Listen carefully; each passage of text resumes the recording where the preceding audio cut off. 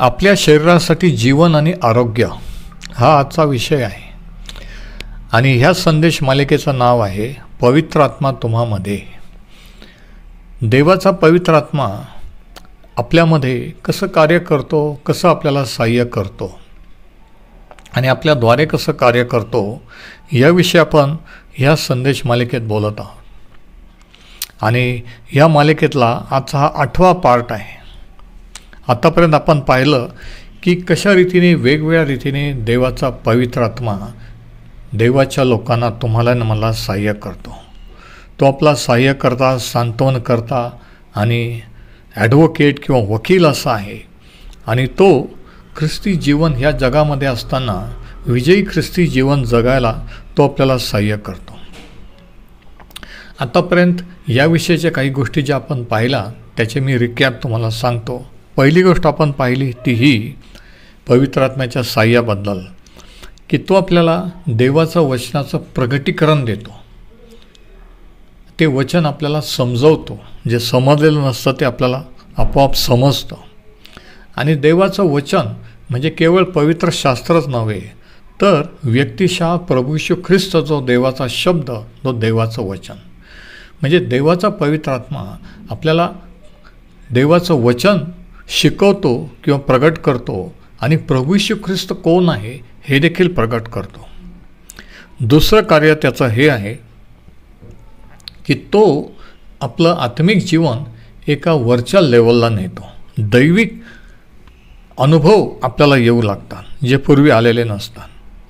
आणि म्हणून इब्री लोकास पत्राचा लेखक असं लिहितो की आपण येणाऱ्या युगाच्या सामर्थ्याचा अनुभव घेतलेला आहे.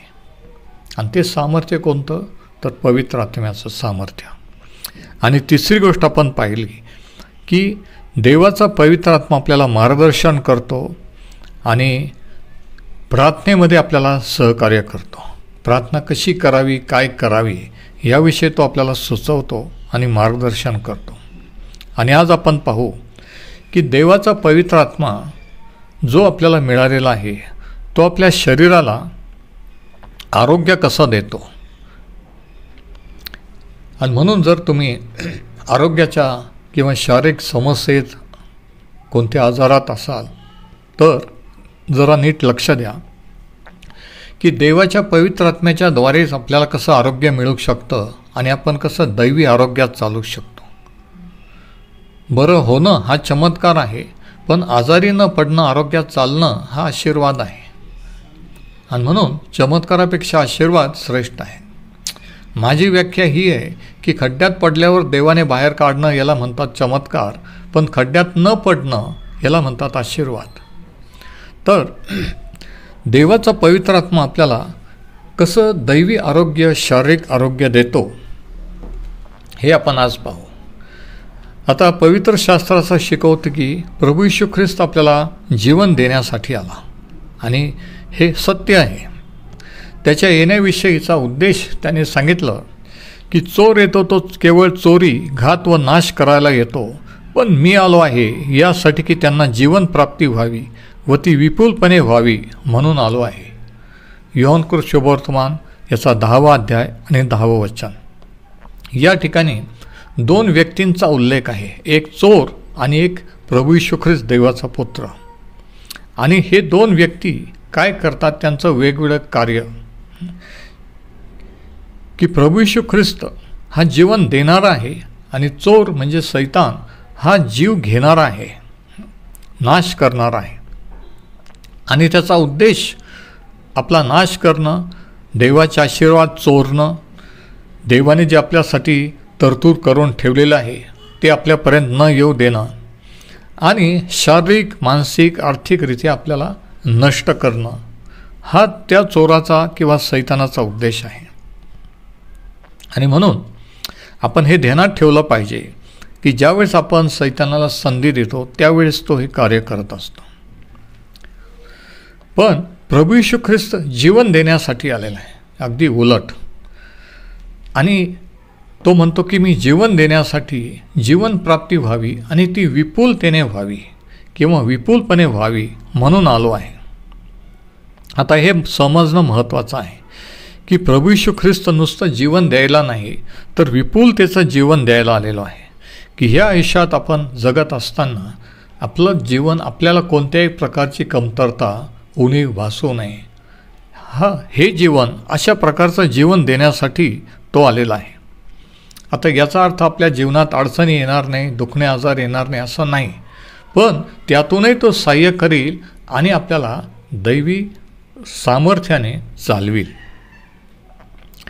आणि ज्यावेळेस आपण पवित्र आत्म्याच्या ह्या कार्याला विरोध करतो त्यावेळेस पूर्ण ख्रिस्ती जीवनाचा आनंद किंवा पूर्ण आशीर्वादात आपण चालू शकत नाही. आणि म्हणून पवित्र आत्म्यात भरून जीवन जगणं, पवित्र आत्म्याच्या अधीन स्वतःला करणं हे तितकं महत्त्वाचं आहे. आणि तेव्हा आपल्याला कळतं की कोणत्या प्रकारचं विपुल जीवन देण्यासाठी तो आलेला आहे. पहिली गोष्ट आपण समजलं पाहिजे ती ही की प्रभू येशू ख्रिस्त ज्यावेळेस मेलेल्यातून जिवंत झाला, मृतातून जिवंत झाला, त्यावेळेस कोणत्या साह्याने, कोणत्या सामर्थ्याने तो जिवंत झाला.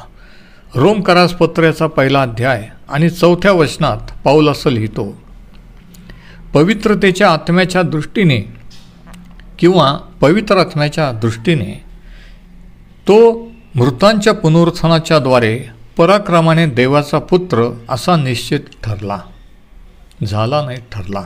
रोमकरास पत्र 1 आणि 4.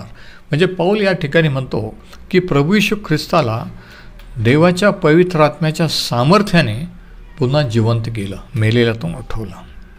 आणि मग पुढं रोमकरास पत्र 8 अध्याय वचन 10 आणि 11 पाऊल ह्या सामर्थ्याबद्दल सांगतो की ज्या सामर्थ्याने, ज्या पवित्र आत्म्याने प्रभू येशू ख्रिस्ताला मेलेल्यातून जिवंत केलं, तोच पवित्र आत्मा आपल्या शरीरामध्ये वास करून राहत आहे.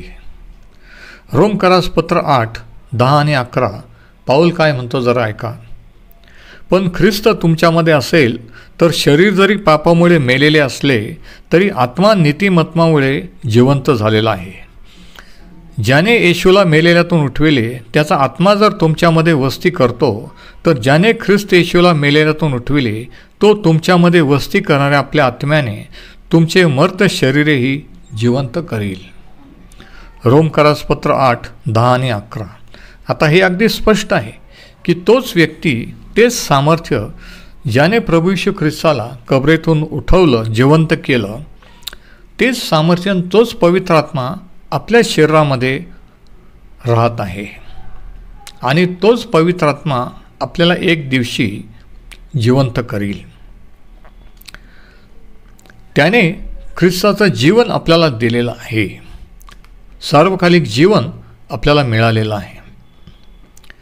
परंतु मला आणखी एक महत्त्वाची गोष्ट ही सांगू द्या की हे जे जीवन, दैवी जीवन किंवा सार्वकालिक जीवन देवाने आपल्याला दिलेलं आहे, त्याची पूर्णता किंवा त्याच्या पूर्णतेचा अनुभव पुनरुत्थान झाल्यानंतर आपल्याला पूर्ण अनुभव येईल. आता जो अनुभव बरं होणं किंवा जे अनुभव आपल्याला येतात ती एक झलक आहे, ते पूर्ण नाही. कारण आपण मर्त्य देहात आहोत, पुनरुत्थित शरीर आपल्याला अजून मिळालेलं नाही आहे. पण एक दिवशी जेव्हा पुनरुत्थान झालेलं नवीन शरीर आपल्याला मिळेल, नवीन बॉडी, त्यावेळेस त्याचा पूर्ण अनुभव किंवा आनंद आपल्याला मिळेल. सध्या आपण मर्त्य शरीरात आहोत. पाऊल या ठिकाणी म्हणतो आणि इतरही शास्त्र भागामध्ये की पुनरुत्थानाचं जीवन किंवा ख्रिस्ताचं जीवन आपल्यामध्ये आहे, की ते आपल्याला एक दिवशी जिवंत करील. परंतु ते जे जीवन आपल्यामध्ये आहे ते आपल्या मर्त्य शरीराला जीवन देईल किंवा आरोग्य देईल. आणि जोपर्यंत आपण ह्या देहात आहोत तोपर्यंत ज्या पवित्र आत्म्याने ते सार्वकालिक जीवन आपल्याला दिलेलं आहे, तो पवित्र आत्मा त्या सामर्थ्याने आपल्याला शारीरिक आरोग्य देईल. आता हे समजण्यासाठी आपल्याला मानवाची निर्मिती कशी झाली हे आपल्याला समजणं गरजेचं आहे, की आपलं शरीर देवाने कशा रीतीने निर्माण केलं आणि पवित्र आत्मा किंवा देवाचा आत्मा आपल्या शरीराला कसं जीवन देतो आणि शरीरामध्ये काय कार्य करतो. उत्पत्तीचं पुस्तकाचा 2रा अध्याय आणि याचं 7वं वचन असं सांगतं, मग परमेश्वर देवाने जमिनीतील मातीचा मनुष्य घडवला व त्याच्या नाकपुड्यात जीवनाचा श्वास फुंकला, तेव्हा मनुष्य जीवधारी प्राणी झाला. देवाने मनुष्याच्या नाकपुड्यात जीवनाचा श्वास, देवाचं जीवन म्हणजे देवाचा आत्मा घातला आणि मग मनुष्य जिवंत झाला. उत्पत्ती 2 आणि 7. म्हणजे जोपर्यंत देवाचा आत्मा किंवा देवाचा श्वास त्यांच्यामध्ये नव्हता तोपर्यंत त्या शरीरात जीवन नव्हतं. पण देवाच्या श्वासाने किंवा देवाच्या आत्म्याने त्या शरीराला जीवन दिलेलं आहे. Praise the Lord. तर त्या ठिकाणी आपण पाहतो की पवित्र आत्मा आपल्या देहामध्ये किंवा आपल्या शरीराला कसं जिवंत करतो, आपल्या शरीरामध्ये काय कार्य करतो. पवित्र आत्म्याने आपल्याला जीवन दिलेलं आहे. जे शरीर तयार केलेलं होतं, जे निर्जीव होतं, देवाने श्वास फुंकल्यानंतर किंवा त्याचा आत्मा फुंकल्यानंतर घातल्यानंतर ते शरीर जिवंत झालं. आणि म्हणून मरण येतं त्यावेळेस आत्मा जेव्हा शरीरापासून वेगळा होतो ते शरीर काहीच कामाचं राहत नाही. जीवन देणारा हा आत्मा आहे. आणि म्हणून शरीरात जर काही बिघाड झाला, जर देवाच्या आत्म्याने आपल्याला निर्माण केलेलं आहे, तयार केलं, घडवलेलं आहे, मग शरीर जर बिघडलं, आजारी पडलं, तर ज्याने ते घडवलं त्याच्याकडेच गेलं पाहिजे नाही का. समजा घड्याळ जर बिघडलं तर आपण मोच्याकडे जाऊ का, इतर कोणत्या दुकानात जाऊ का? नाही, घड्याळ रिपेअर करणाऱ्या दुकानदाराकडेच आपण जाऊ की घड्याळ. तसं आपलं शरीर जर बिघडलं तर हे शरीर ज्याने निर्माण केलं त्याच्याकडेच आपण जाऊ. तर अशा रीतीने देवाचा पवित्र आत्मा आपल्या शरीराला, मर्त्य देहाला दैवी आरोग्य हे देत असतो. आता पावलाने याविषयी काय सांगितले बघा. पावलाची साक्ष जर आपण ऐकू. कोरिन्थीकरास 2 पत्र याचा 11वा अध्याय आणि वचन 23 ते 25. ते अब्रामाचे संतान आहेत काय? मीही आहे. ते ख्रिस्ताचे सेवक आहेत काय? मी अधिक प्रमाणात आहे.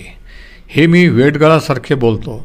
श्रम करण्यात, कैद सोसण्यात, बेसुमार फटके खाल्ल्यामुळे व पुष्कळ वेळा मृत्यूच्या दाढेत पडल्यामुळे मी अधिक आहे. पावलाने ख्रिस्तासाठी काय काय दुःख त्याच्या देहात किंवा शरीरात सहन केलं ह्याचा तो आढावा हे तो सविस्तरपणे इथं सांगत आहे. 5 वेळा मी यहुद्यांच्या हातून 39 फटके खाल्ले, 3 वेळा छड्यांचा मार खाल्ला, एकदा मला दगडमार झाला, 3 वेळा माझे डोके फुटले व 1 दिवस व 1 रात्र मी समुद्रात घालवली. 2 कोरिन्थ 11 23 ते 25. आता जरा विचार करा, इतका मार त्या शरीरावर पावलाच्या लागलेला असताना, इतक्या वेळेस त्याने मार केला, इतक्या संकटात दुःखातून गेलेला असताना सुद्धा तो इतका उत्साही, इतका ॲक्टिव्ह कसा राहू शकला असेल? कोणती अशी शक्ती होती त्याच्यामध्ये की एवढं सहन करून सुद्धा तो देवाचं कार्य करीत होता? आणि ती शक्ती होती पवित्र आत्म्याची शक्ती, पवित्र आत्म्याचं सामर्थ्य. आणि लिस्ट्रा या गावामध्ये जी घटना घडली पावलाच्या जीवनात, त्याच्याबद्दल तो काय लिहितो? आणखी एक घटना आपण जरा ऐकूया. प्रेषितांची कृत्याचा 14वा अध्याय आणि वचन 19 आणि 20. नंतर अंतुखिया व इकोनिया इथून कित्येक यहुदी आले. त्यांनी लोकांचे मन वळून पावलाला दगडमार केला आणि तो मेला आहे असे समजून त्याला नगरबाहेर ओढून टाकून दिले.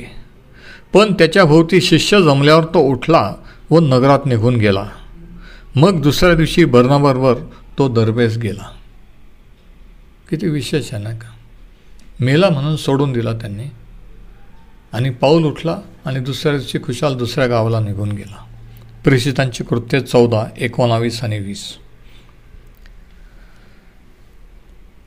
तर कशा रीतीने पावलाने एवढा छळ शरीरावर सहन केला तरी तो जिवंत राहिला. निरोगी राहिला, देवाचं कार्य करू शकला, पूर्ण करू शकला? कोणत्या सामर्थ्याने? त्याच्या शारीरिक शक्तीने नाही, तर पवित्र आत्म्याच्या सामर्थ्याने. हे पाऊल ह्या सर्व छळात परिस्थितीत टिकण्याचं जे रहस्य होतं, गुपित होतं, ते आहे पवित्र आत्म्याचं सामर्थ्य. आणि हे जे गुपित आहे याच्याबद्दल तो काय सांगतो बघा. 2 कोरिंथ 4:7-12. कोरिंथीकरास दुसरे पत्र याचा 4था अध्याय आणि वचनं 7-12 या ठिकाणी पाऊल सांगतो की कोणत्या सामर्थ्याने, की कशामुळे तो हे सगळं सहन करून टिकू शकला. तो असं लिहितो, ही आमची संपत्ती मातीच्या भांड्यात आहे, अशा हेतूने की ही संपत्ती, आणि ती संपत्ती म्हणजे कोणती? पवित्र आत्म्याचं सामर्थ्य, अभिषेक. मातीचं भांडं म्हणजे शरीर. ही आमची संपत्ती मातीच्या भांड्यात आहे, अशा हेतूने की सामर्थ्याची पराकोटी देवाची आहे, आमच्यापासून होत नाही हे समजावे. आमच्यावर चोहोकडून संकट आले तरी आमचा कोंडमारा झाला नाही. आम्ही घोटाळ्यात पडलो तरी निराश झालो नाही.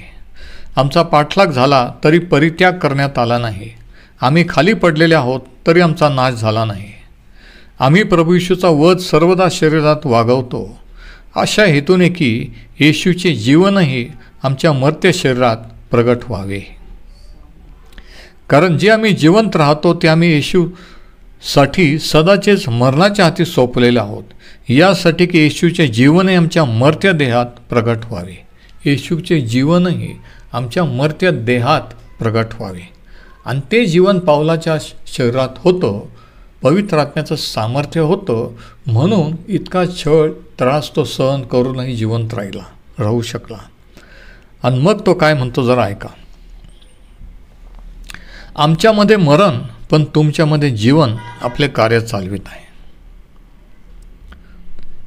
किती विशेष विरोधाभास आहे बघा. आम्ही ख्रिस्तासाठी मेलेलो आहोत म्हणतो, मेलेले असे मानतो, पण तुमच्यासाठी आम्ही जिवंत आहोत. आम्ही जे जगतोय ते तुमच्यासाठी, कारण त्याचं जीवन आमच्या ठायी आहे. आणि ते जीवन ज्या वेळेस मरणाचे प्रसंग येतात त्यावेळेस ते जीवन आमच्या ठायी आहे हे प्रगट होतं. तो म्हणतो आणि मी जिवंत राहतो. तर बघा, येणाऱ्या युगात नाही तर ह्याच युगात पवित्र आत्म्याच्या सामर्थ्य, पवित्र आत्मा आणि त्याचं सामर्थ्य जे आपल्यामध्ये त्याने ठेवलेले, आपल्या शरीरात पुनरुत्थानाचं सामर्थ्य, ते आपल्या शरीरातून, शरीराच्या द्वारे प्रगट होत असतं. आणि प्रगट व्हावं ही देवाची इच्छा आहे. म्हणून पाऊल काय म्हणतो, 12 वचन परत एकदा मी वाचतो. 2 कोरिंथ 4:12. आमच्यामध्ये मरण पण तुमच्यामध्ये जीवन आपले कार्य चालवित आहे. आता हे फक्त एक गुपित किंवा रहस्य नाही की जे कोणाला कळू शकत नाही किंवा पाहू शकत नाही, तर ती देवाची उपस्थिती आपल्यामध्ये, आपल्याबरोबर आहे, आपल्या शरीरामध्ये आहे. आणि ते इतरांना प्रगट होतं की इतकं मेल्यासारखं सोडून देऊन इतका छळ करून सुद्धा हा माणूस मरतच नाही, जिवंत राहतो. म्हणजे आतमध्ये जे देवाचं सामर्थ्य आहे ते बाहेर प्रगट होतं, दुसऱ्यांना दिसतं. म्हणून तो म्हणतो आमच्यामध्ये मरण पण तुमच्यामध्ये जीवन आपलं कार्य चालवते. म्हणजे ज्यावेळेस आपण अशा टोकाला येतो की आपल्या शक्तीवर नाही, पूर्ण त्याच्या स्वाधीन होतो, त्यावेळेस त्याचं जीवन आपल्यामध्ये कार्य करतं. त्याच्या पवित्र आत्म्याचं सामर्थ्य आपल्या शरीराला निरोगी ठेवतं, निरोगी करतं, आरोग्य देतं. आणि अशा रीतीने ते सार्वकालिक जीवन जे आपल्याला मिळालेलं आहे, पवित्र आत्म्याच्या सामर्थ्याने आपल्याला आपल्या शरीराला जीवन देत असतं, शरीराला आरोग्य देत असतं. हालेलुया.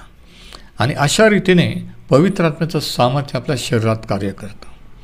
आता शेवटी एक वचन मी वाचतो. 2 कोरिंथ 4:16 पाऊल काय म्हणतो जरा ऐका. 2 कोरिंथीकरास पत्र 4:16. म्हणून आम्ही धैर्य सोडत नाही, परंतु जरी आमचा बाह्य देह क्षय पावत आहे म्हणजे शरीर जरी वयस्कर होत आहे, शरीर जरी नाश पावत आहे, तरी अंतरात्मा दिवसेंदिवस नवा होत आहे. तो म्हणतो ह्या सर्व गोष्टी, ही रिॲलिटी, ही फॅक्ट आहे, वस्तुस्थिती आहे की पवित्र आत्मा आमच्यामध्ये आहे. देवाने त्याचा आत्मा, ज्या आत्म्याने प्रभू येशूला मेल्यातून पुन्हा उठवलं, तो आत्मा आमच्यामध्ये आहे, त्याचं सामर्थ्य आमच्यामध्ये आहे. म्हणून तो म्हणतो काही फेस करायला, कोणत्याही छळाला, दुःखाला किंवा प्रसंगाला तोंड द्यायला आम्ही धैर्य सोडत नाही, निराश होत नाही. परंतु तो म्हणतो की जरी आमचं शरीर, बाह्य देह क्षय पावत आहे, मरणाकडे चाललेलं आहे, शरीर मरणाकडे चाललेलं आहे, तरी आत्मा दिवसेंदिवस नवा होत आहे. आणि तुम्हाला माहिती आहे का, दररोज आपण एक एक दिवसांनी म्हातारे होत आहोत. 10 वर्षापूर्वी तुम्ही जसे दिसत होता, मी जसं तसं आज नाही आहे. 10 वर्षानंतर तसं दिसणार नाही. पण शरीर जरी क्षय पावत आहे, पण आपला आत्मा नवीन होत आहे. म्हणून शरीराकडे पाहून आपण निराश होत नाही. ज्या लोकांना फक्त शरीराचं पडलेलं असतं, माहिती आहे का, शरीर कसं तरुण ठेवायचं आणि कसं सुंदर दिसायचं, यंग दिसायचं वगैरे वगैरे, ते म्हातारपणाला घाबरतात.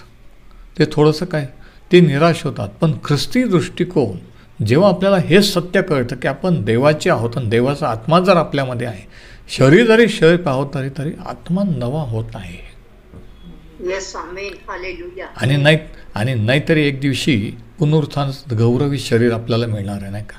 म्हणून निराश होण्याचं काही कारण नाही आहे. थोडे दिवस आपल्याला ते सहन करायचं आहे. 2 कोरिंथ 4 आणि वचन 16, म्हणून आम्ही धैर्य सोडत नाही. म्हणून तुम्ही देखील धैर्य सोडू नका. परंतु जरी आमचा बाह्य देह क्षय पावत आहे, तरी अंतरात्मा दिवसेंदिवस नवा होत आहे. का नवा होत आहे? कारण त्या आत्म्यामध्ये पवित्र आत्म्याचं सामर्थ्य आहे. आपल्या शरीरामध्ये देवाचा पवित्र आत्मा देवाने दिलेला आहे, आणि म्हणून आपला अंतरात्मा दिवसेंदिवस नवा होत आहे. आणि मग ते देवाचं जीवन, ते सार्वकालिक जीवन, ते पवित्र आत्म्याचं सामर्थ्य आपल्यामध्ये आणि आपल्याद्वारे कार्य करत असतं. आणि ते सामर्थ्य पवित्र आत्म्याचं आपल्या शरीराला निरोगी ठेवत असतं, निरोगी करत असतं. तर अशा रीतीने पवित्र आत्मा आपल्याला शारीरिक आरोग्य देत असतो. आता आज आपली वेळ संपलेली आहे. आज आपण इथंच थांबू आणि पुढच्या भागामध्ये आपण पाहू की देवाचा पवित्र आत्मा आपल्यामध्ये देवाचं प्रेम कसं ओतत असतो. मानवी प्रेम वेगळं, देवाचा प्रेम वेगळं. तर देवाचा पवित्र आत्मा आपल्याला देवाच्या प्रेमाने कसं भरतो आणि कसं आपलं सांत्वन करतो, हे आपण पुढच्या आठवड्यात पाहू. परमेश्वर हे वचन आशीर्वादित करो.